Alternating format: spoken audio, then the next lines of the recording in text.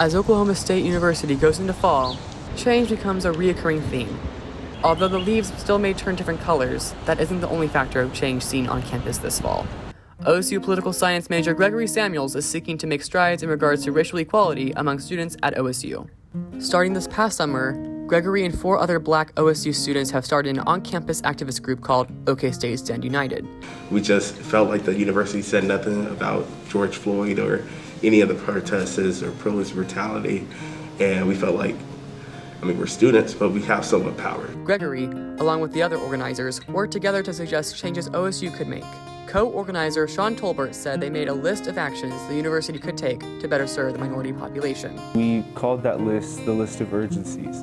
We got input from different stakeholders across the university to kind of build that out. OK State Stand United gained much attention in Stillwater.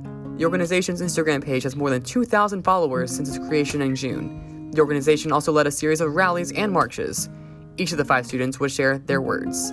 Gregory, whose passion lies in poetry, would perform spoken word in front of the crowd. Speaking to his fellow student body would be far from Gregory's greatest accomplishment this semester. Gregory and the rest of the organizers met with the university's president to discuss the list of urgencies. The 2 sides reached an agreement at Whitehurst Hall. We just got President Hargis to commit to implementing the list of urgencies, and we're so excited because we worked so hard and we're doing this for the community. Thank you guys so much.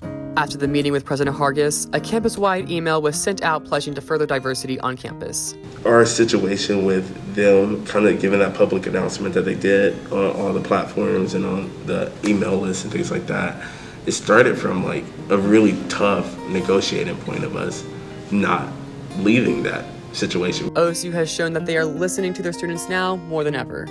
Following the Black Lives Matter protests this past summer, a petition was created to rename Murray and North Murray Hall.